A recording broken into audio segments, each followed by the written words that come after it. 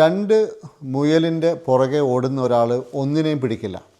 ഇതൊരു പഴയ ചൊല്ലാണ്. പറയുന്നത് കൺഫ്യൂഷ്യസ് എന്ന് പറയുന്ന ചൈനയിലെ ഒരു ഗുരു ആണ് ഇത് പറഞ്ഞത് എന്നാണ് പറയുന്നത്. ഏതായാലും ഇതിനകത്ത് വളരെ വലിയ ഒരു യുക്തിയുണ്ട്.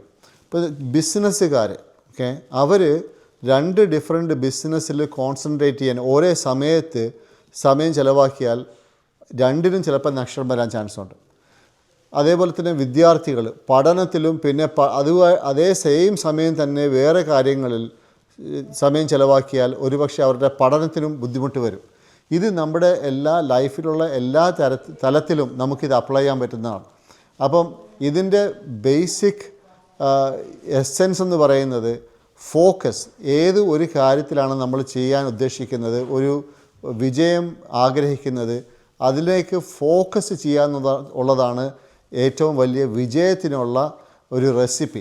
അപ്പം അതുകൊണ്ട് ഇത് ഓർമ്മ വെക്കുക. നമ്മുടെ മുമ്പിൽ പല തരത്തിലുള്ള ഓപ്പർച്യൂണിറ്റീസ് വരും, അല്ലെങ്കിൽ പല തരത്തിലുള്ള ഡിസ്ട്രാക്ഷൻസ് വരുമ്പോൾ ഇത് നമ്മൾ ഓർക്കണം.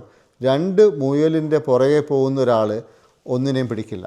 ഇത് ഓർത്ത് വെച്ചാൽ നമുക്ക് ചിലപ്പോൾ വളരെയധികം ഇതുപോലെയുള്ള ബുദ്ധിമുട്ടിൽ നിന്ന് നമുക്ക് രക്ഷപ്പെടാൻ സാധിക്കും.